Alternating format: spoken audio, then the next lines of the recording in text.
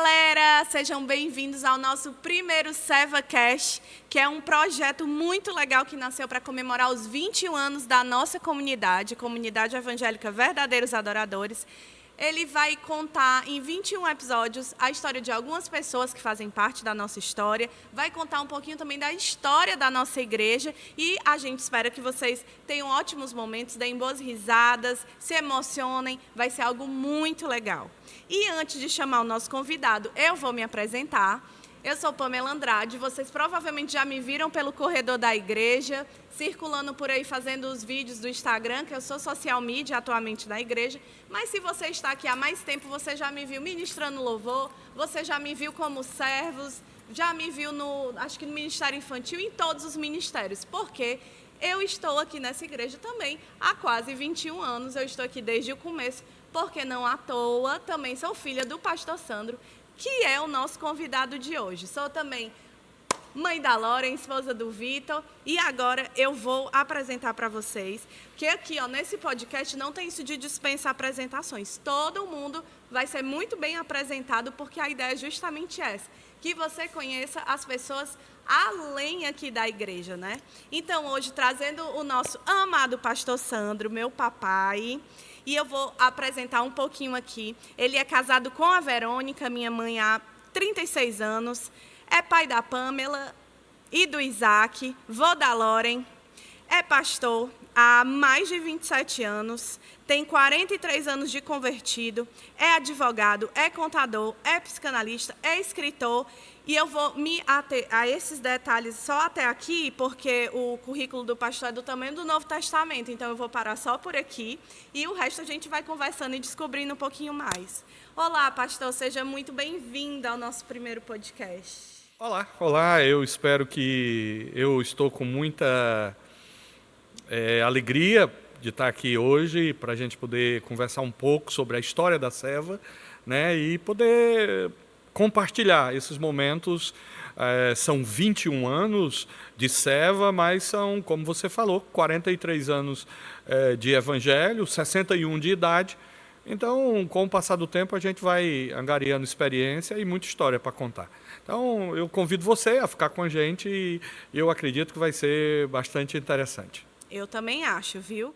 Vocês vão conhecer um outro lado do pastor, porque a gente preparou aqui um roteiro bem legal. Para começar, conta um pouquinho da sua história, assim, né? Da sua infância, como é que foi, até a sua caminhada para a conversão e nessa caminhada para a sua vida cristã. Claro que são 60 anos, né? Vai ter que resumir um pouquinho, mas conta assim algumas partes que são relevantes para o pessoal aí que não conhece o pastor tão a fundo. Eu nasci aqui na cidade de Fortaleza, né? Ali no bairro Presidente Kennedy, ali lá no final lá da Bezerra de Menezes.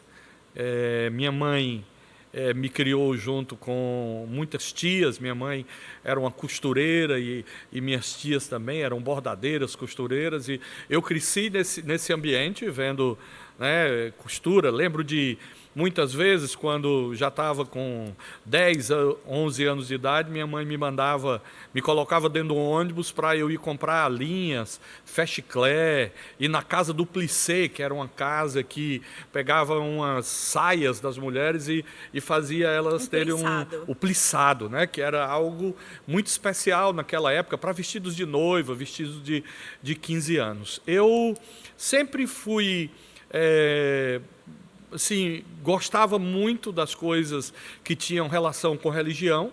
Eu frequentava pequenos grupos da Igreja Católica, eu me batizei, me crismei, fiz primeira comunhão, né, participava do catecismo da Igreja Católica, sempre gostei muito dessas coisas, da Bíblia e tudo. Acredito que, de certa forma, tenho uma tia, a tio Di, né, que ela era casada com o Edmar, né, depois separou dela e tudo, mas ele era da Assembleia de Deus. E eu lembro que quando eu tinha 8 anos, 9 anos de idade, ele era representante. E ele vendia umas coleções de histórias da Bíblia. E essas histórias da Bíblia eram discos de vinil coloridos. Sim. E eu lembro como se fosse hoje que ele pegou uma coleção e deixou lá na casa da tio Di. E todo dia eu ia para lá para escutar as histórias da Bíblia. Ah, que E legal. eram umas bolachonas desse tamanho, e eu lembro que o vermelho era de Daniel, a história de Daniel. E aí ele contava a história de Daniel todinha, tinha aqueles efeitos sonoros, e eu escutava aquilo e era como se eu estivesse vivendo a história de Daniel. Sim. Eu lembro a história de Jonas, eu lembro quais eram outras histórias, tinha a história de Moisés também, eram 12 discos de vinil coloridos Sim. que tinham as histórias da Bíblia. Então, desde que essa legal. época, eu me apaixonei pela Bíblia e tudo. Aí,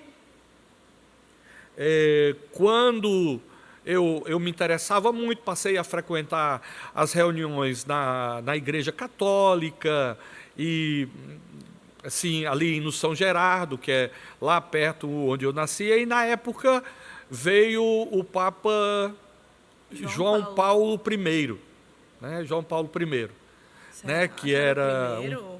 acho que era o primeiro. Era o primeiro. Não, João Paulo I morreu, foi. Aí João Paulo II.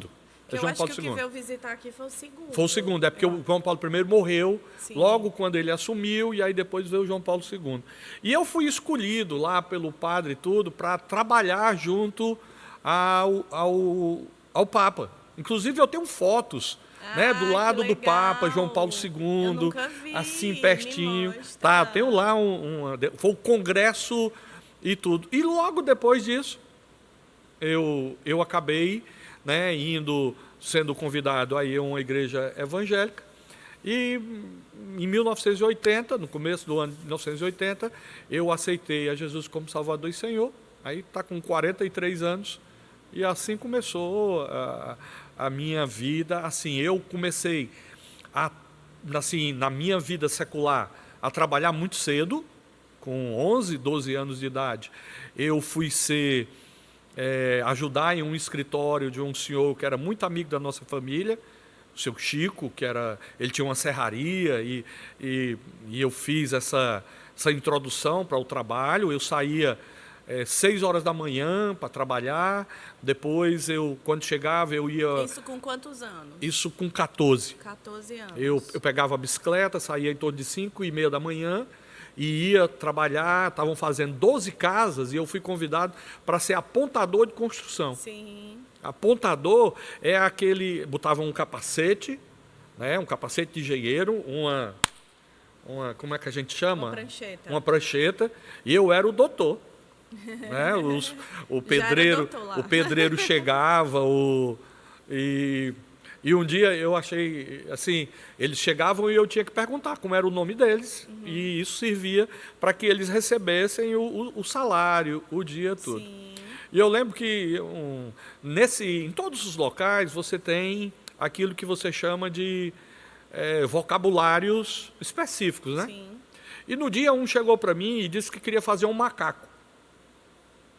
E, naturalmente, eu falei para ele que eu não tinha a menor ideia do que era fazer um macaco, né, na estrutura. E fazer o macaco era assim, ele tinha um trabalho que ele tinha que fazer na hora do trabalho, e eu tinha que fazer vista grossa, porque ele não viria naquele dia, e ele ia fazer um macaco, ou seja, ele ia fazer outro serviço, e ia ganhar o dinheiro lá daquele serviço, e daqui, e ia rachar comigo.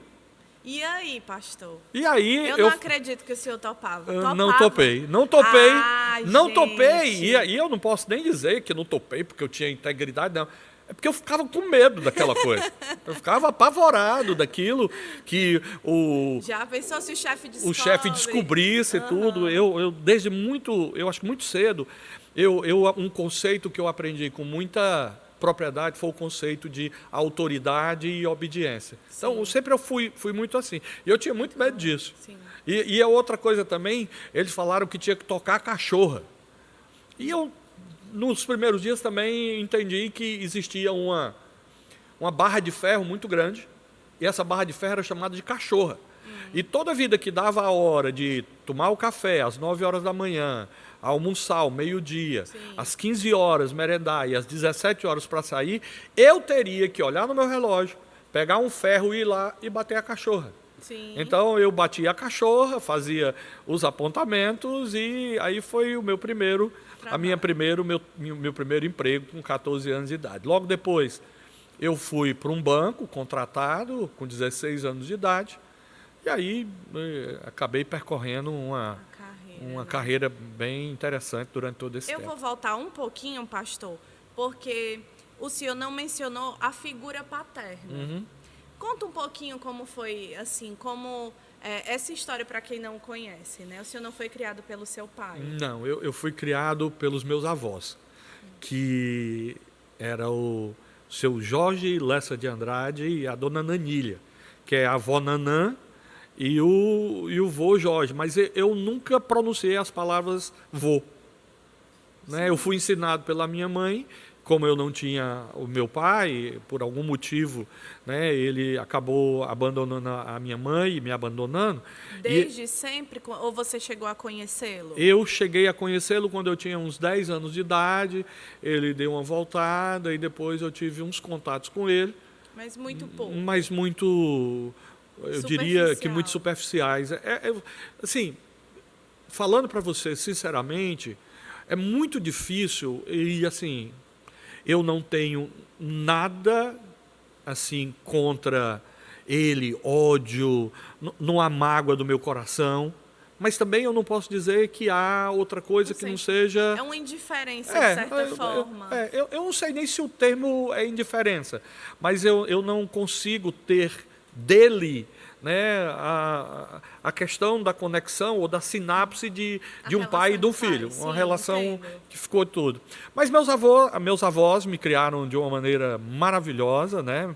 Minha mãe trabalhava muito, era uma costureira que trabalhava muito, e eu fui criado por eles. Eu não tive assim a vacância ou a ausência de uma figura de pai, porque o meu avô o meu avô era um homem de mais de 2 metros de altura, e eu lembro assim muito cedo, ele me pegava nos braços e me levava e me elevava até a estatura que eu olhava para baixo e, né, ficava olhando para baixo e tudo, mas essa figura paterna ficou. Ele morreu cedo também, quando eu tinha 8, 9 anos. Sim. Ele faleceu e tudo, mas esse tempo me deu uma consistência. Depois eu fui...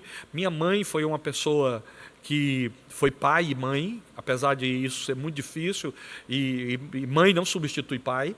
Isso não tem, são 2 atores e protagonismos diferentes. Papéis bem diferentes. Mas por algum motivo isso não me acarretou maiores problemas. De algumas pessoas, até na psicanálise, quando a gente avalia isso, algumas pessoas elas são traumatizadas em função disso, mas eu posso dizer que Deus foi muito gracioso comigo e isso não me deixou...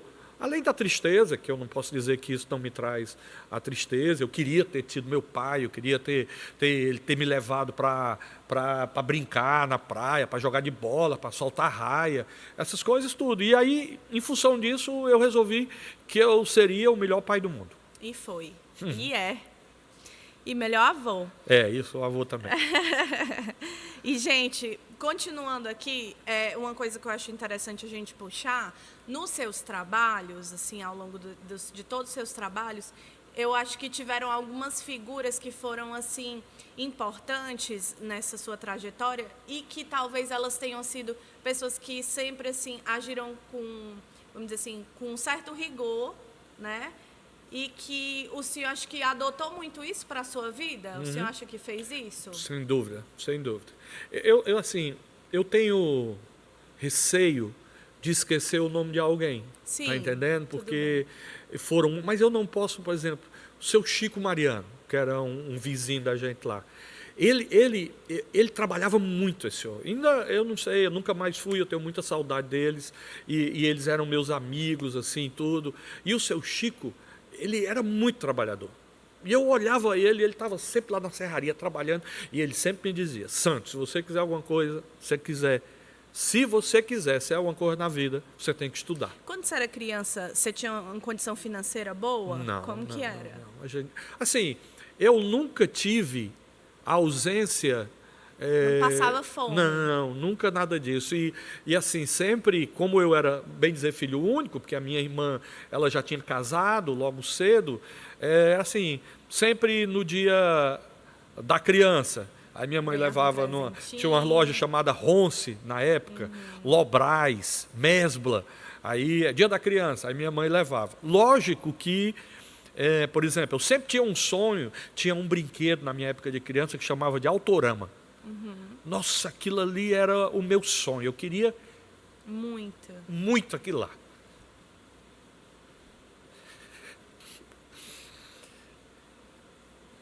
Mas toda vida que eu ia com minha mãe, ela falava assim, eu não posso comprar o Autorama, mas eu posso comprar esse. E aí ela comprava um Autorama, que era como se fosse um Xing-Ling da época, tá entendendo? Só para vocês que são dessa simples, época. Porque o Autorama era uma pista de Fórmula 1 todinha, com os carros que você apertava ele lá. E aí eu lembro que ela comprou um para mim, que a gente montava todinho e tinha que empurrar o carrinho com a mão. Mas ali era o Autorama que ela podia. E assim, tudo que ela pôde fazer, por isso que eu não senti falta de nada disso. Eu sempre tive muito preenchido e eu sempre compreendi muito bem aonde era o limite que a minha mãe podia ir, e eu sempre achei que ela ultrapassava esses limites. Que legal. Eu fui uma criança muito feliz, muito feliz. Que lindo. Minha infância foi muito legal. Sim. Então, assim, pastor, né? Eu falei que a gente ia se emocionar, hein, gente? Mas, assim, uma coisa que eu até puxei esse assunto aí, sobre a questão do trabalho, porque eu sei que o senhor teve alguns chefes que foram bem rigorosos. E aí, gente, já vou falar num assunto que é meu off-script. Não estava muito no script, mas assim, a gente nunca nem conversou isso pessoalmente, né? Aí vamos aqui no campo da psicanálise, como o pastor gosta de falar, gente. Eu acho assim, muita gente que conhece o pastor, né, e às vezes acha que ele tem esse jeito mais rígido, mais sério, né? Às vezes assim, dá uns carãozinhos aqui, eu taco lá, né? Eu levei muito carão, né, beberes?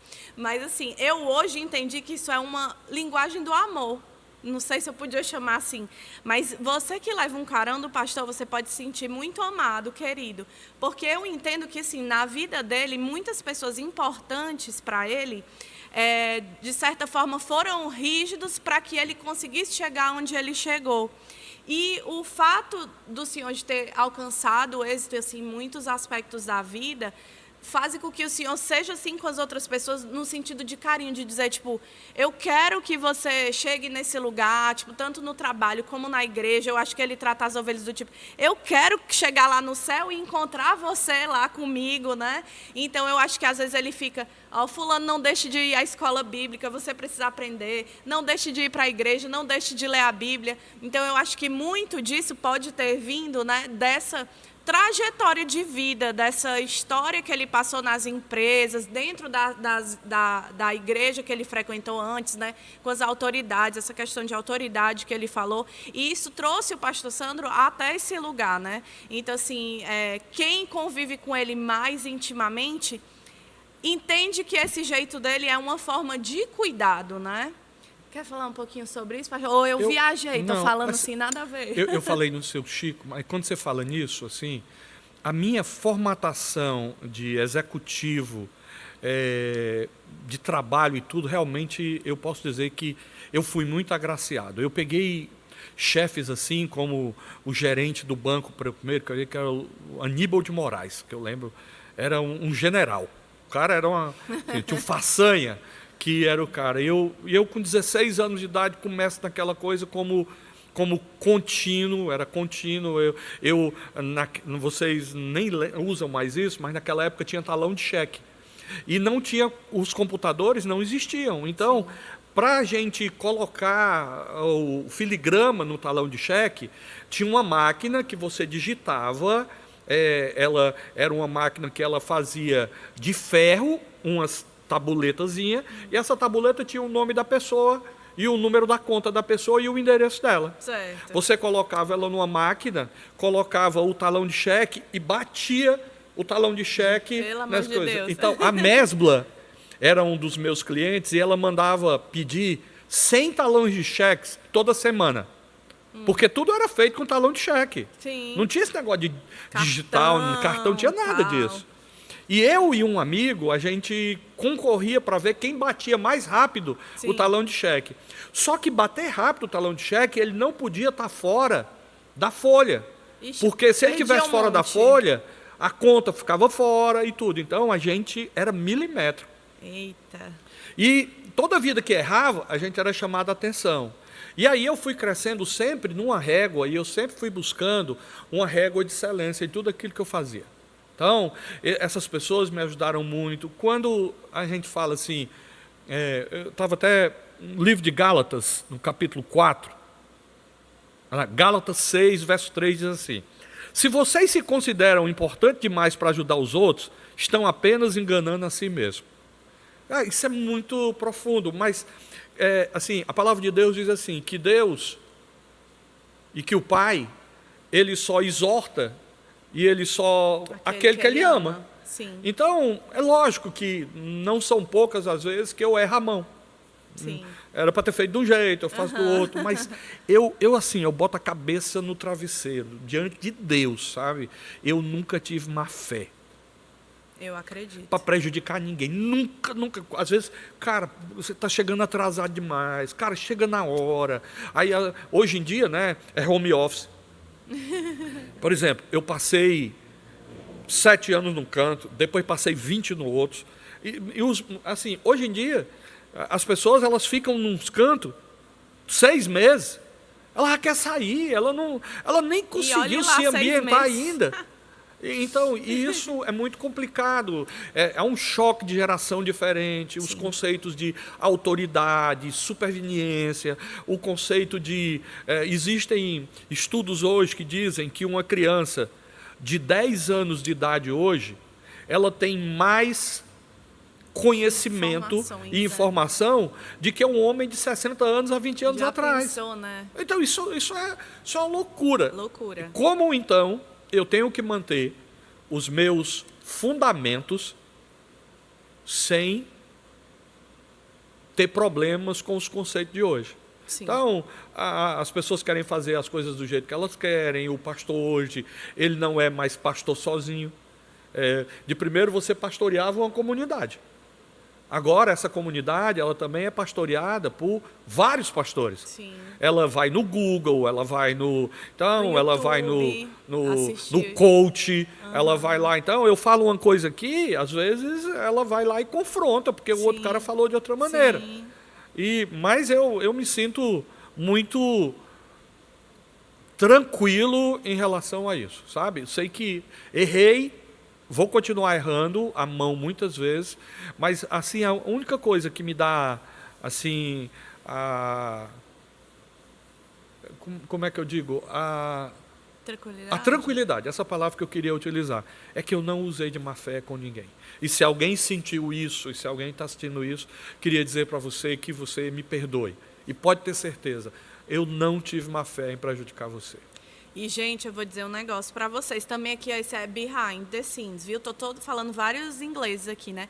Mas é porque, assim, ó, dentro de casa, se vocês conhecem a minha mãe, que é a Verônica, canta aqui no Louvor, vocês vão saber que lá em casa a manteiga derretida, ó, é meu pai. Vocês estão vendo aqui, ele fala, já chora. Esse é ele de verdade. E a minha mãe aqui, ó, se ficar brava ali, viu? É dureza. Mas vamos lá, vamos voltar aqui. Agora eu quero saber, pastor, como foi que chegou na parte de você receber o chamado para ser pastor? Conta como foi essa história. Eu aceitei a Jesus na Igreja Peniel de Fortaleza, com a pastora Arildes, pastor Eltomi, né, que são pessoas que me deram um fundamento muito grande, principalmente o pastor Arildes. E logo de cara, eu fui escolhido para fazer uma cantata, uma celebração, e eu era João nessa cantata. Então, com 3 meses de igreja, eu fui colocado para ser João, e até hoje eu sei essa cantata decorada. E eu não sei só João, eu sei João, Marcos, Mateus e Lucas, e sei as músicas. É uma coisa impressionante, mas essa cantata ficou na minha cabeça. O tempo foi passando, pouco tempo depois, 87, eu casei com a pessoa mais maravilhosa que Deus colocou na minha vida, que é a Verônica. Logo depois eu fui ser diácono. Logo depois veio a mais maravilhosa também, que sou eu. E logo depois, um ano depois, aí eu fui ser diácono, tesoureiro da igreja, e a pastora Arildes, ela via em mim algo que eu nunca quis. Eu nunca quis ser pastor, nunca foi a minha intenção ser pastor. Nunca vi aquele negócio, eu sonho, não, nunca passou por mim. Aí um dia, nós éramos líderes de mocidade, muita participação, e tinha eu e o Costa Neto, que era um amigo, um irmão, que era casado com a filha da pastora Arildes. E um dia de manhã, no culto de escola dominical, ela me chamou, eu e o Costa Neto, e falou assim, Deus falou no meu coração que eu tinha que consagrar vocês dois a pastor. Aí eu falei para ela, pastor Arildes, pelo amor de Deus, eu não quero esse buraco aí, não. Eu não quero esse negócio aí, não. De Deus, e o Costa Neto lá ficou, eu quero, e não sei o que e tudo. E aí, de qualquer maneira, eu fui consagrado a evangelista, pastor evangelista, e o Costa Neto a pastor e tudo. Mas eu nunca foi algo que passou pela minha cabeça que um dia eu fosse ser um pastor evangélico. Nunca. E como é que foi como foi o chamado para abrir a Seva? Bom, aí passei 20 anos na Peniel, passamos 20 anos, e por algumas... Não como pastor, né? Assim, passei 5 como pastor lá ainda. Tá. Eu já estava como 5 anos como pastor lá, e aí teve umas alterações, umas coisas que acontecem em igrejas mesmo. Sim. E algumas divisões, o pastor Costa Neto, ele veio abrir aqui a Peniel 2, aqui do outro lado. E eu conversando lá com a pastora Arilde, nós tínhamos vindo morar, nós morávamos na Bezerra de Menezes, que a igreja era na Assunção, e nós mudamos para cá devido... Para a zona sul da cidade. Viemos totalmente do outro lado. E a Peniel 2 ficava na frente da nossa casa. Sim. E aí, eu falando com a pastora Arilde, a gente resolveu vir ajudar, né, naquilo que é hoje a comunidade Videira, comunidade cristã Videira. Então, fizemos parte e tudo, mas caminhando, nós resolvemos que, junto com a família, que a gente tinha uma visão um pouco diferente de como deveria trilhar o caminho. Sim. E aí começamos a fazer uma reunião lá na área lá de casa. Uma reunião, 12 pessoas, vizinhos lá vindo e tudo. E um dia eu tive um sonho, que eu estava num púlpito, na frente de uma igreja, e que o nome dessa igreja deveria se chamar Verdadeiros Adoradores. Outra pessoa teve uma confirmação através de um sonho também. Foi uma pessoa importante? Foi a... Como é o nome dela, Deus? Ireceuda não, Iracilda. Acho que era Iracilda.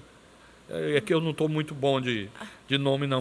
Faz 21 anos, muito tempo. Ela também teve essa confirmação e eu conversei, fiz uma reunião na cama lá de casa, no quarto, talvez você nem lembre disso. Claro que eu lembro. Eu, você, o Isaac, sua mãe, e daí a gente começou, e aí chegamos até aqui com muita dificuldade e tudo. Algumas pessoas me fizeram questão de dizer que a igreja não ia fazer 3 meses. E era uma pessoa que eu gostava muito. Eu fiquei muito ferido na época por causa disso, porque a pessoa ligou e falou assim, isso aí é fogo de palha, isso aí não vai dar 3 meses. Eu não sei se isso serviu como motivador, sabe? Mas eu acho que não foi por causa disso, mas isso não, na época me deu uma... E aí a gente chegou aí nesses 21 anos de Seva. Ai, que bênção. Eu agora vou perguntar uma daqui das nossas perguntas e já vou acrescentar com a pergunta da Aline Lumba. Beijo, Aline. Obrigada pela participação. Ela mandou no Instagram. A gente abriu uma caixinha de perguntas com perguntas para o pastor. E aí, a minha pergunta é, quais são as maiores dificuldades e alegrias em ser pastor? E a Aline acrescentou e botou aqui, algum dia o senhor já se arrependeu de ser pastor? Então, vamos por partes. Primeiro, quais as maiores dificuldades? As maiores dificuldades é que você está tratando com gente. E com gente diferente daquilo que você pensa. E, às vezes, você, por algum motivo, os objetivos que você traça na sua mente, ele não se reflete naquilo que você vê no rebanho. E você pode fazer uma questão de autoincriminação, minha culpa, tão grande culpa, só minha culpa, ou você pode achar que é uma questão do rebanho, que está rebelde e tudo. Então, eu diria que o dia a dia, por isso que a misericórdia do Senhor se renova a cada dia, é o cuidado, os rebanhos e cuidar das pessoas é a parte mais difícil. E também a parte mais agradável que tem, de você ver um irmão chegar para você e dizer, pastor, como aquela sua palavra, o senhor foi usado por Deus para... E eu vejo, assim, nesses 21 anos, quantas pessoas eu vi chegar nessa comunidade aqui, e como eu vejo que elas cresceram aqui. E isso se pelo lado me dá uma tristeza de ter visto alguns que tiveram problema no encaminhar, eu fico muito satisfeito de ver hoje muitos... Que foi usado como um canal Exatamente. de Deus na vida de muitas pessoas, né? Isso. E, por acaso, nesses momentos difíceis, houve um momento que o senhor disse, não dá mais, não quero mais ser pastor, desculpa Deus, atendi o seu chamado, mas eu vou entrar na barriga da baleia? Assim, dizer isso... Eu sempre fui covarde nesse sentido. Eu nunca tive coragem de falar isso. Só pensou assim, discretamente? Toda vida que eu penso, eu tenho muito tremor. Eu dispenso. Se você perguntar assim, pastor, o senhor teve vontade? Muitas vezes. Muitas vezes. Ocorreram situações aqui dentro da nossa comunidade, nesses 21 anos, e durante os meus 43 anos, que me deixaram muito magoado, muito ferido, mas toda vida que eu me colocava numa função de saber que isso é um chamado, e hoje eu posso dizer que, apesar de eu nunca ter querido de jeito nenhum ser pastor, hoje eu estou pastor porque eu tenho um chamado. E esse chamado, eu não tenho coragem de pensar em abrir mão dele. Sim. Assim, eu estou pastor, por exemplo, hoje eu já penso que eu quero, se tudo der certo, tá certo, com 70 anos, se Deus assim me permitir, eu ser jubilado da igreja, que a igreja, eu já estou pensando, já estou procurando quem será o sucessor e tudo. Se Deus me der essa oportunidade, porque a obra é dele, né, eu não sei se eu vou estar aqui amanhã ou não, mas se eu conseguir, e se Deus me der condição, a partir dos 70 anos, eu quero continuar sendo professor de escola bíblica, que é algo que eu sou apaixonado por ensinar, de ver uma pessoa crescendo através do ensinamento da palavra de Deus. Então, sem rodeio, se eu já pensei em desistir, pensei. Se eu já tive coragem de fazer isso, nunca. E eu acredito que eu não vou ter coragem nunca de fazer isso. Se quiserem, pode adjetivar como covardia. Eu acredito e coloco isso como um temor de Deus. Sim. Como fala no livro de Eclesiastes, o temor do Senhor é o princípio da sabedoria. E eu não acredito que Deus ficaria feliz. A palavra de Deus diz que Deus não fica alegre daqueles que desistem. E aquele que pegou a mão do arado não pode olhar para trás. Então, eu sigo em frente, mesmo diante de todos os altos e baixos. Eita, pois está aí. Aproveitando aqui a deixa, que o senhor falou de EBD, eu acho que essa é uma característica bem marcante da nossa igreja. Já vou perguntar qual que você acha. Mas, assim, hoje poucas igrejas, eu acho, que têm ainda escola bíblica dominical. Não sei se eu estou enganada, né? Faz muitos anos que eu estou aqui. Mas, pelo que eu percebo, as outras igrejas não têm muito. Mas o senhor não abre mão daqui do ensino bíblico aqui na igreja. Fala um pouquinho disso para a gente. Eu digo, e isso eu sou textual, nós podemos até acabar a reunião de domingo de noite. Tá entendendo? A de quarta-feira. Mas acabar com a escola bíblica, isso não existe.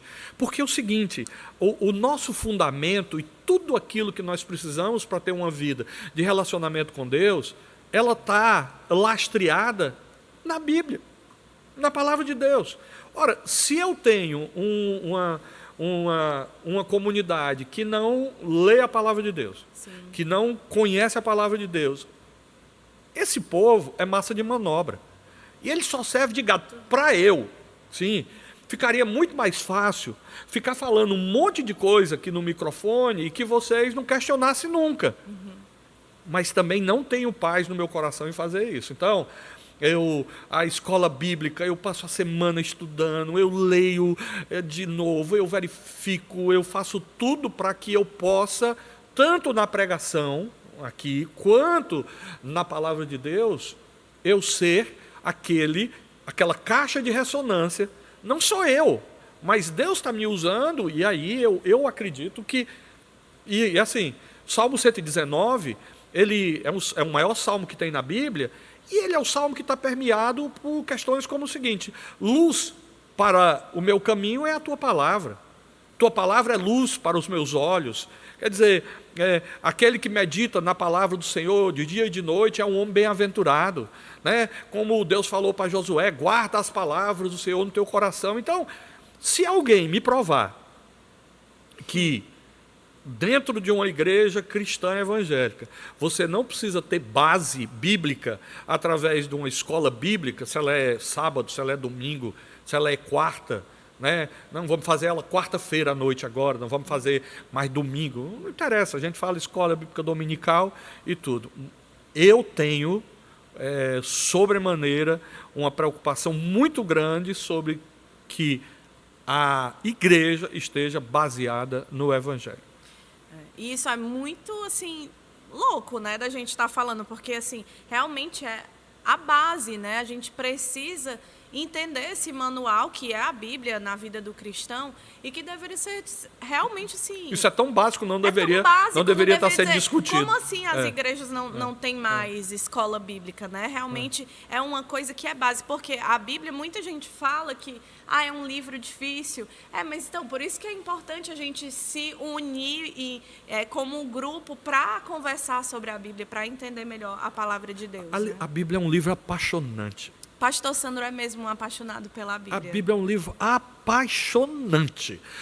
Se você gosta de Game of Thrones, se você gosta de Harry Potter, se você gosta de filme de traição, tudo que você pega naquela Bíblia, você encontra e de uma forma muito maravilhosa. Então, eu realmente não é uma questão de suspeição, mas eu sou apaixonadíssimo. Eu tenho Bíblias, até quando nós fizemos o Festival de Esperança, eu ganhei da Sociedade Bíblica do Brasil uma Bíblia que ela tem 7 quilos, né? Assim, é uma Bíblia gigante. O Isaac também, quando viajou para a Europa para fazer um curso, ele trouxe para mim o Novo Testamento de 1546 de Lutero.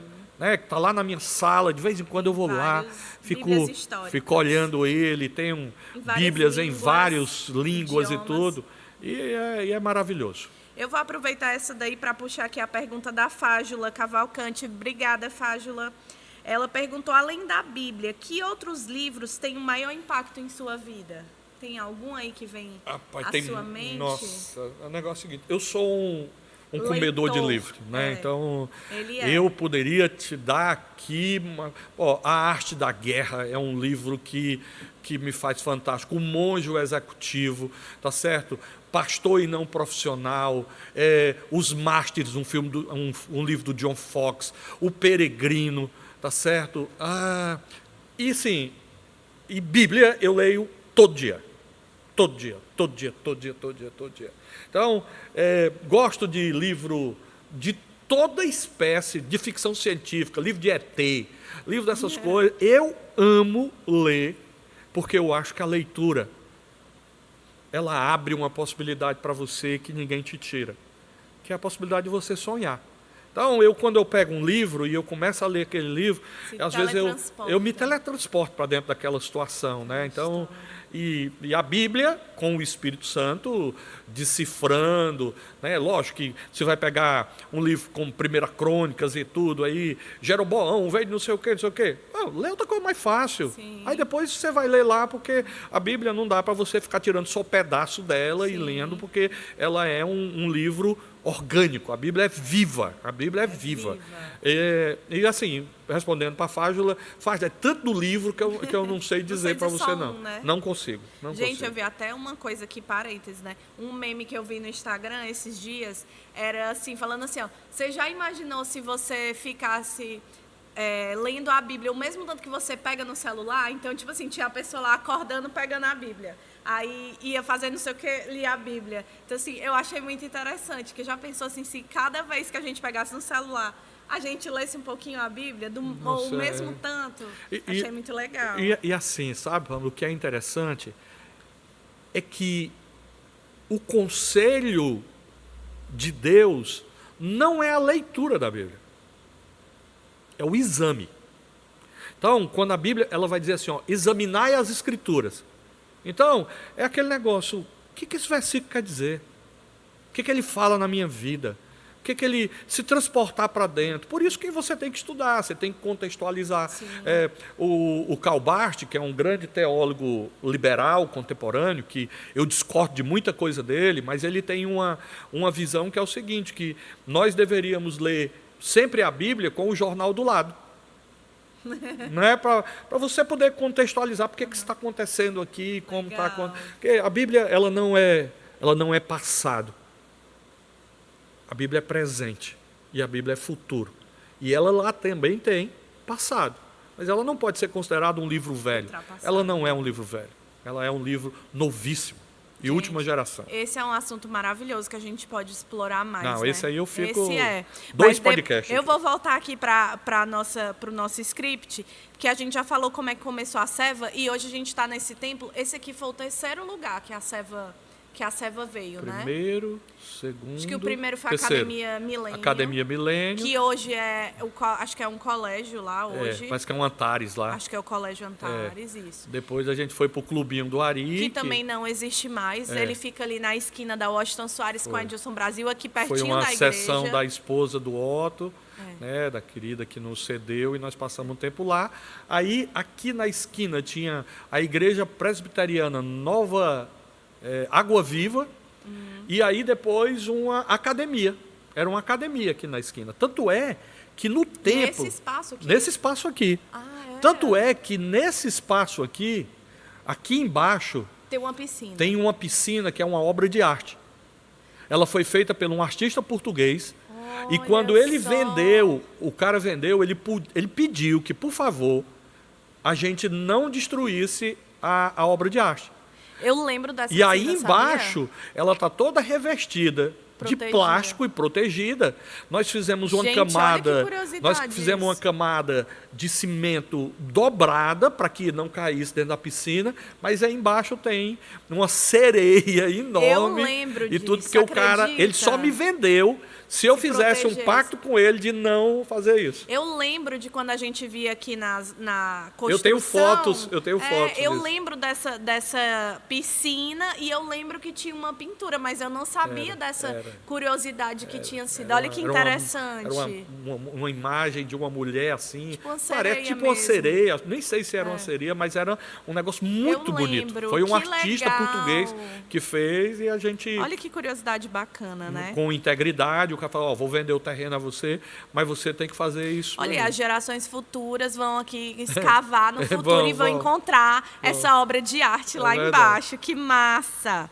Eu agora vou perguntar qual que é a característica mais marcante, na sua opinião, aqui na nossa comunidade. A Seva, no nosso pensamento, sempre foi constituída e pensada para ser uma igreja comunitária. Uma igreja de bairro. Uma igreja que ela não foi feita uma igreja para ser de 1.000 pessoas. Que você sabe o nome de todos os membros. Então, ela foi feita uma igreja assim, 300 pessoas que a gente sabe o nome da pessoa, quando ela não vem. O pastor pega na mão Pega de na todo mão mundo no de todo final. mundo, fica lá fora. Sabe quando não vem para a escola bíblica? Eu não sei qual é o propósito e o que Deus tem para a próxima ceva. Porque vai ter. E não vai ser igual. A ceva ela não é uma...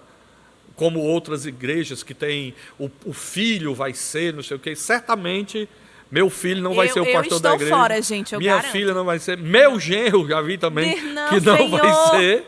Victor não vai ser pastor da igreja. Mas a gente ajuda de outras formas. E tem Tô ajudado aqui, já muito. fui em todos os ministérios, minha gente. Muito. E então, eu não sei o que será a ceva quando eu terminar a minha condução, né? Mas hoje a ceva ela é uma igreja comunitária, é uma igreja que tem essa característica. É bom ou é ruim? Isso depende. Depende de quem está. Agora, se você vem conviver com a gente aqui, não adianta. A gente sabe quem você é, o que você está fazendo, o que você trabalha. A gente quer ir na sua casa. Quando você falta, a gente pergunta por que você faltou. Desse jeito. É desse jeito. Essa é uma característica. A ceva é uma igreja pegajosa. É uma igreja gosmenta, tá entendendo? Não dá para você ficar aqui, não conversar com a gente entrar e tudo, entrar e ir embora. Nós trabalhamos em pequenos grupos, que é uma estratégia da igreja primitiva, não é a estratégia da ceva. É a Bíblia que ensina isso. E eu acho que é esse ponto. A ceva é uma igreja comunitária. Ela não é uma igreja de eventos. Ela não é uma igreja, sabe? Não, ela é uma igreja que a gente faz com excelência aquilo que Deus colocou no coração da gente. Bacana. Tá quase terminando, mas ainda tem aqui umas perguntinhas bem legais.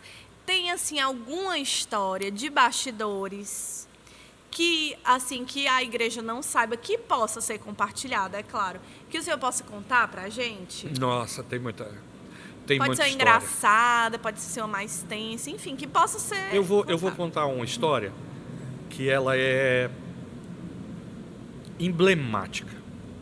No começo da nossa comunidade, nós tínhamos uma irmã chamada Irmã Zefinha. Lembro demais, querida. E a Irmã Zefinha era como se fosse assim, o meu braço direito. Assim, para as pessoas entenderem. Sim. Ela era uma irmã que tinha uma percepção, né? E um relacionamento com Deus, assim, uma profeta. E ela trouxe muita gente para a igreja. Ela pegava no fim de semana lá, pegava um ônibus lá de onde ela morava, lá no Maracanaú, trazia o pessoal para cá e ajudou muito no começo. E um dia, assim, contando com a irmã Zefinha, ela ajudando tudo, ela me ligou dizendo que estava com muita tosse e tudo. Pastor, isso foi quando? A igreja já estava aqui no templo? Isso, a igreja estava... Eu acho que a igreja ainda estava lá no Clubinho do Ari. Ou tinha acabado de alugar aqui, porque primeiro nós alugamos aqui. Eu lembro de uma foto aqui no púlpito, quando ainda estava tudo em construção. Mas eu acho que ela não está naquela foto mais. Eu acho que está o Zuzu, está a irmã Antonieta, a Arlane, mas acho que ali ela não está mais lá. Então, o que aconteceu foi que eu tinha nela assim, o meu Timóteo, ou o meu Barnabé, ou o meu João Marcos, aquela pessoa que era uma mentora. Era uma mentora, não sei tudo. E aí ela me liga dizendo que está com muita tosse, está muito gripada. E aí eu peguei a Verônica e nós fomos visitar ela. A Verônica gostava muito dela também tudo. Quando nós chegamos lá na casa dela, ela começou a tossir muito. E começou a tossir, dizendo que estava sem fôlego, e eu comecei a ficar aperreado e tudo. E aí, na época, eu tinha um SW4, uma Hilux. Botei ela dentro do carro, saímos para o hospital, e quando eu cheguei no hospital, quando o homem pegou nela, ela urinou dentro do carro e tudo, e aí eu vi que ela tinha sofrido um infarto fulminante e morreu nos meus braços. Meu Deus. Aquilo ali, naquele dia e naquele momento, me deixou muito desorientado, né? Porque mas era aquele negócio. Eu escutava muitas pessoas falando que a irmã Zefinha era a coluna da igreja. E todo mundo chamava ela de coluna da igreja. E aí eu não sei o que Deus entendeu com isso e qual foi o propósito. mas Deus quis mostrar que a coluna da igreja é Ele. Sim. Então, assim, porque isso quer dizer que Deus levou a irmã Zefia? É lógico que foi Ele que levou. Não foi ninguém que levou. Sim. É Deus que leva, né? O propósito como foi, naquele momento ali, a cabeça virou caiu agora. Foi bem no começo, né? Não foi com a igreja, estava com um ano e pouco. Foi bem no começo. Né? E agora? Ela ajudou muito no caminhada, assim, na construção. Ela era uma mulher de oração, era uma mulher que me dava o amparo, aconselhava. Quando eu estava triste, ela me chamava, pastor, fique tranquilo, isso aqui vai dar certo, vamos para frente e tudo. Né? Porque quem começou essa igreja, assim, foi eu e o Marcílio. Vamos trazer o pastor Marcílio porque aqui, hein? Eu ligo para o Marcílio e falo assim, Marcílio, que sempre foi um amigo, ele trabalhou comigo, levei ele para trabalhar comigo na Vicunha, sempre foi próximo de mim. Eu fui ministro de Atletas de Cristo de louvor durante 10 anos, o Marcílio tocava e eu cantava e fazia a ministração. Então eu conheci o Marcílio, integridade, né? Aquele jeito dele, né, que vocês conhecem, todo mundo conhece. O mundo pode se acabar e ele vai ficar encostado, porque o Marcílio, ele não sai daquele jeito dele, o Marcílio não fica com raiva, o Marcílio parece que ele não tem sentimento, é o jeito dele. Então, e é bem um equilíbrio, né? Enquanto o pastor se é 220, Marcílio hoje os 3 mosqueteiros, que é eu, o pastor Thales. O Thales é assim, mas o Thales não é muito, vocês veem assim, ele não é tão fino então, assim, não. Ó, o pastor Marcílio é bem zen, o pastor Sandro já é mais ligado a 220, o pastor Thales é assim, tem horas que é zen, tem horas que é 220. Aí a gente se ajuda os 3, e eu dou graças a Deus pela vida do Thales, eu amo o Thales, de coração. E eu e o Marcílio, nós falamos que eu e o Marcílio somos os dois dinossauros, né? E o pastor Thales é o babysauro, né? Que é o baby que está com a gente, é o bebê. E aí, quando o Marcílio, era eu e o Marcílio, para a gente fazendo as coisas, fomos comprar, uma coisa interessante, ó, essas caixas de som que estão aqui, ó, aqui na igreja, quando você chegar, elas eram do Valdones. Olha, e outra curiosidade. O pai do Valdones, né, que era o seu Aristides, seu Euclides, nós conhecíamos um menino na igreja, que era o Marquinho, que conhecia o seu Euclides. E o Valdônio estava trocando as caixas, porque ia fazer, e aí nós compramos essas caixas de som deles. Na época eram caríssimas, porque essas caixas são JBLs, caixas importadas e tudo. E são coisas assim que ficaram e tudo. No dia que a gente resolveu colocar a igreja, eu botei o Marcílio dentro do carro, e a gente saiu lá para Pedro Pereira, que tinha a eletrônica musical, que era uma coisa. E aí nós compramos uma bateria. Aí eu viajei para São Paulo, porque nós pegamos um teclado emprestado. O Orlando, o esposo da Nenê, foi um dos primeiros para tocar, depois o Esdras e tudo. E a gente tem muita história que é interessante disso. Inclusive, o teclado da igreja era o mesmo desde a inauguração? O mesmo da inauguração. Tem 21 anos esse teclado. E trocamos agora. E aí nós não trocamos. Ele não diga isso, porque ele não pode escutar isso. Ele é um teclado fantástico, tem um piano fora do comum, mas nós trouxemos e compramos um estúdio, que a gente diz assim, que é um equipamento maravilhoso que a gente comprou da Roland, que é um Phantom 07, que a gente abençoou a igreja aí, e aí nós estamos... eu sempre quis passar isso para a igreja, que tudo que nós temos aqui, eu quero excelência. Sim. Equipamento de som, mesa... por isso que às vezes eu não consigo engolir trabalho meia boca. Eu acho que a gente pode fazer sempre melhor, sempre melhor. Sim. Às vezes eu passo do ponto e tudo mais. Não, gente, e aí quando a pessoa... eu sou zero perfeccionista, né? Então, assim, pra mim, não, tá bom isso aqui, tá bom isso aqui. Mas, realmente, pastor Sandro, tudo assim, não, isso aqui tá ótimo, mas pode ser ainda melhor. Então, aí fica pegando no pé, mas ele tem razão, realmente. Assim, quem conhece, quem tá perto, junto... Quem trabalha assim perto de mim, por exemplo, o Valderi. Esse pobre... Valderi é nosso produtor também do podcast. A Jone... essas pessoas que trabalham assim muito perto de mim, eles têm uma relação comigo de amor e ódio, eu acredito, tá entendendo? Eu acho que eles me amam e tudo, mas às vezes eles ficam assim meio engasgados. Mas eles sabem que eu não tenho má fé e que eu amo ele de paixão também.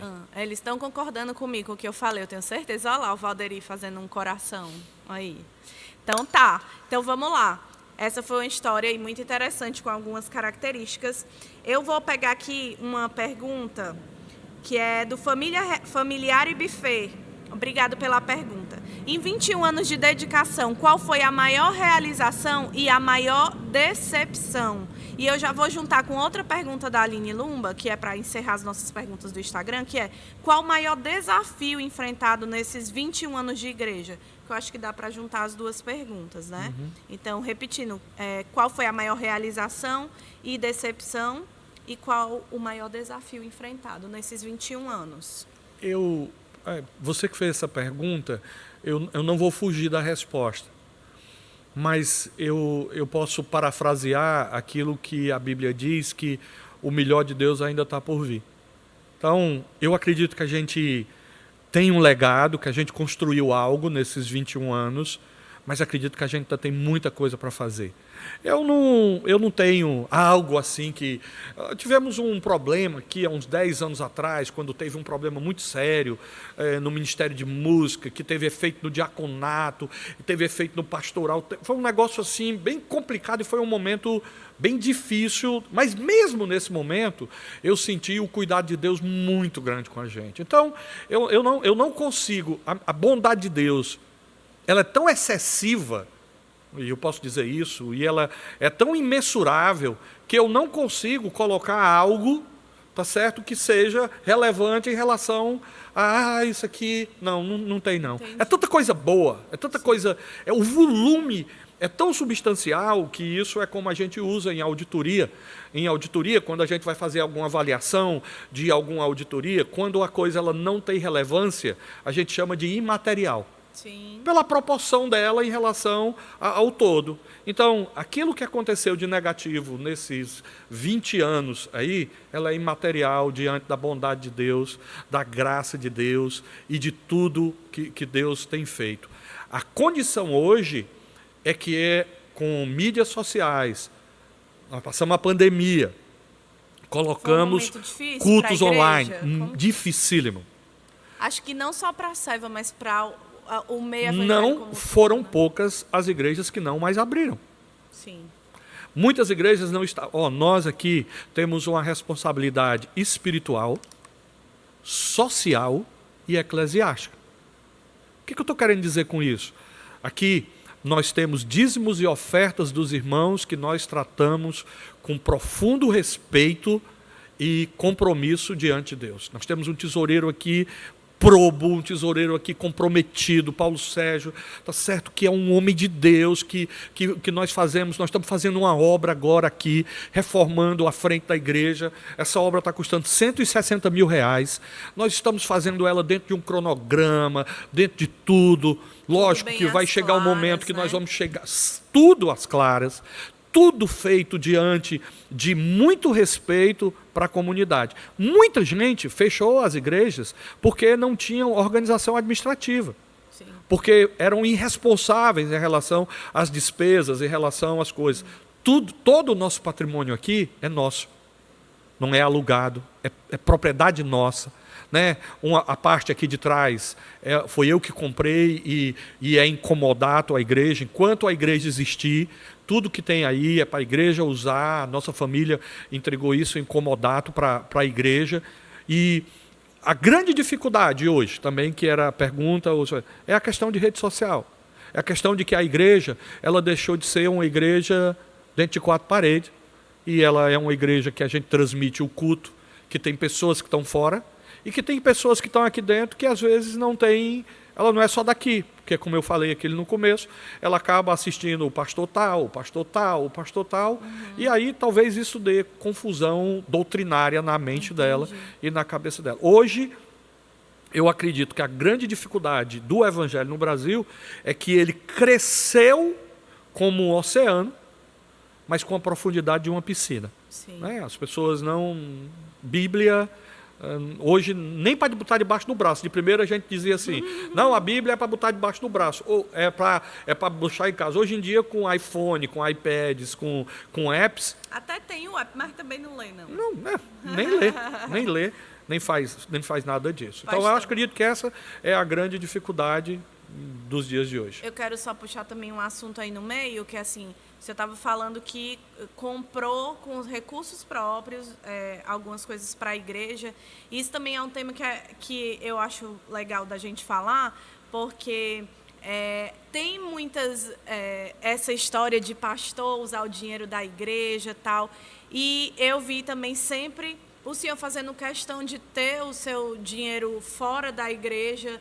Muitas vezes a gente usa os recursos, né, da família para investir dentro da igreja. E eu acho isso muito legal, né, porque a gente sempre aprendeu isso, que tipo assim, que não, quantas vezes a gente já escutou todo pastor é ladrão, todo sei o quê, e dentro de casa eu vi o meu pai sempre se esforçando para não só usar o dinheiro da igreja dentro da igreja, como também usando o dinheiro da gente para investir na obra de Deus, que eu sei que ele faz com muita alegria, com muita satisfação.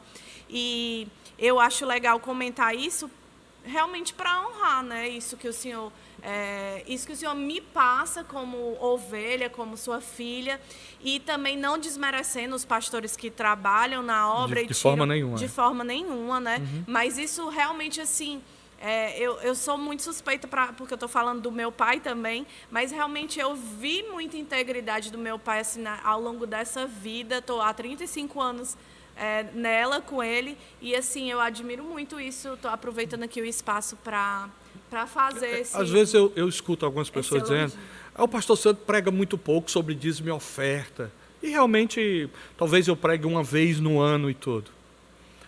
Não é que eu não ache que não seja importante, mas eu acho importante que os irmãos eles sintam isso de forma natural, como contribuintes do reino de Deus. Ser bênção no reino de Deus é um privilégio, é uma dádiva, é o que Deus quer. Deus ama aquele que dá com alegria. Então, ser participante do reino de Deus, e assim, nesses 21 anos na Seva, e nos 20 anos que eu passei na Peniel, os 22 que eu passei na Peniel, eu nunca quis receber salário. Mas é porque eu nunca precisei. Sim. Se um dia eu precisasse, eu iria. Mas Deus me deu. O apóstolo Paulo, em 1 Coríntios capítulo 9, ele vai dizer assim, olha, se de uma coisa eu tenho que me orgulhar, é de que eu nunca fui pesado para vocês. Então o pessoal diz, não deve ser orgulhoso. Tudo bem, mas nunca tirei um centavo, nem da Igreja Peniel e nem daqui. E assim, tenho o maior prazer do mundo em ser mordomo, porque eu sei, e eu posso dizer isso para você com toda certeza, Deus, Ele quer usar você como bênção. Mas se você for reter bênção, Ele não vai mandar mais para você, porque não passa de você. E não é esse o propósito de Deus. Não é propósito de Deus de transformar um irmão riquíssimo e ele ficar com tudo aquilo. É que passe por mim, e graças a Deus, durante esse tempo, e eu possa abençoar outra pessoa. E eu possa abençoar outro irmão. E todos os irmãos possam ser abençoados. E a gente possa abençoar irmãos aqui com cesta básica, com ajuda nisso, com ajuda naquilo. Isso é uma igreja comunitária. Nós tivemos um fato muito emblemático aqui, que o Tácito... Não aprofunda muito. Não, só um irmão aqui, que teve uma época aqui, que o carro dele pegou fogo. E em 3 dias nós conseguimos levantar um valor para comprar outro caminhão para ele. Um caminhão. Sim. Isso é uma coisa assim. Eu falei assim, gente, vamos fazer isso aqui. Todo mundo se movimentou para cá. Compramos um caminhão para ele. Isso é comunidade. Né? Isso é comunidade. É isso que é o suprassumo e é o DNA da Seva. E eu acho que vale ressaltar também, assim, a questão da sua organização pessoal, assim, o seu, vamos dizer assim, porque muita gente pensa, dá o dinheiro para a igreja, você vai ficar rico, né? Se você fica aí sentado em casa, dá o dinheiro e vai ficar... Não, lá da cá, não dá certo. Tem muito trabalho envolvido, né? Muito suor derramado, muito empenho. Tipo, eu teve épocas que meu pai trabalhava tanto que eu só via meu pai nos finais de semana. Então, assim, foi uma construção para chegar onde ele chegou. Não foi só porque ele estava dando dinheiro para a igreja e aí alcançou o que alcançou. Não é bem assim, né? Então, acho interessante falar. E isso é até perigoso, porque se você faz esse tipo de voto com Deus, fazer voto com Deus é um negócio muito complicado. Muito complicado. O que eu posso dizer é o seguinte, a minha aliança com Deus é o seguinte: Senhor, eu vou tomar conta das tuas coisas e tu toma conta das minhas. E é assim que eu tenho deixado, assim Deus tomando conta da minha vida. Você acompanha isso já há muito tempo, muitos irmãos aqui da igreja. Eu me sinto muito amado hoje na comunidade, sabe? Me sinto acolhido, me sinto respeitado, irmãos, sabe? Né? Honrado. Né? Quando eu falo daquele negócio do bolo, tudo, aquilo... Gente, vocês estão engordando o pastor. Não é nessa condição e tudo, mas não podia deixar de agradecer àqueles que têm sido carinhosos nesse sentido. Essa é a nossa última pergunta antes do nosso bate-bola. Eu vou puxar também a pergunta aqui do nosso baterista Naim, que mandou uma pergunta interessante. Eu não entendi se ele está querendo se escalar aqui, não, mas é o seguinte: pastor, você pretende expandir o ministério? E se sim, pensa em formar líderes para esse objetivo? Desculpa interromper, só já emendando com a última pergunta, que era: quais os planos para o futuro da Seva? Então, junta. Aquilo que eu falei, a Seva é uma igreja comunitária. Então, se, vamos dizer que o Naim se predisponha a querer abrir uma congregação lá onde ele mora, nós vamos dar todo apoio. Olha aí, Naim. Nós vamos dar o suporte, vamos fazer tudo. Mas, assim, eu não tenho aquele negócio, a Seva vai abrir uma congregação ali, não. A minha visão hoje, a visão que Deus colocou no meu coração é formar dentro da Seva pessoas que podem até fazer isso. Mas se alguém chegar e pedir esse apoio, tá certo? Nós vamos estar disponíveis, orando a Deus, para Deus dar direção e a gente fazer isso. Mas já adianta, não é mole, não é fácil. Isso não é brincadeira, não. Então vamos lá, gente. Para encerrar, a gente vai para as nossas perguntinhas bate-bola. Eu vou falar, o senhor responde uma resposta rápida, assim, mais curta. Qual é o seu versículo favorito? Eu tenho muitos versículos maravilhosos que me dão assim algo no coração que me ajuda muito, mas eu ainda acabo com as palavras finais do apóstolo Paulo: combati o bom combate, guardei a fé e acabei a carreira. Essa é a cara dele. É verdade. Uma dica de livro, série ou podcast cristão para indicar aqui para os irmãos da nossa comunidade. Tem bastante coisa hoje, mas eu não vou indicar um especificamente, porque cada um deles de vez em quando me dá uma surpresa desagradável, tá entendendo? Então, tem uns que eu conheço, que são muito conhecidos e tudo, mas de vez em quando vem com umas histórias assim que eu fico de cabelo em pé dos caras, porque a internet ela é uma terra sem lei. Então, todo mundo fala o que quer e tudo, e assim, a palavra, antes de ser falada, ela é ouro. Depois que ela é colocada, ela pode virar pó. Então, eu diria que tem muita coisa boa por aí. Eu diria o seguinte: podcast do pastor Hernandes Dias Lopes. Espetacular, um homem com uma sabedoria. Podcast do pastor Subirá, Luciano Subirá. É um podcast interessante, que eu acredito que é um podcast que pode engrandecer. E outros pastores que são pastores inteligentes, pastor da Igreja Presbiteriana do Brasil. Tem coisa bastante, mas eu vou me limitar por aqui para evitar qualquer coisa. Tá joia. Uma pergunta que faria para Deus ao chegar no paraíso. Rapaz, sabe que eu já pensei nisso um monte de vezes? Eu ia passar assim duas horas perguntando. Isso é uma discussão, mas é uma discussão teológica muito grande. Mas eu perguntaria assim: Senhor, por que o Senhor deu livre-arbítrio para a gente? Essa também eu faria, eu não queria. Sabe? Não. Eu sei que teologicamente há uma teologia hoje que diz que o livre-arbítrio de Deus está limitado a certas condições, então não seria livre-arbítrio, e ninguém teria livre-arbítrio, mas seria alguma coisa nesse sentido, tá entendendo? É lógico Boa que pergunta. alguém pode ser mais espiritual e aí está entendendo de outra maneira, mas já que a gente está falando assim, dessa maneira bem descontraída, eu perguntaria isso. Um medo, pastor. Solidão. E um convite para quem está ouvindo aqui o nosso podcast e ainda não conhece a nossa comunidade?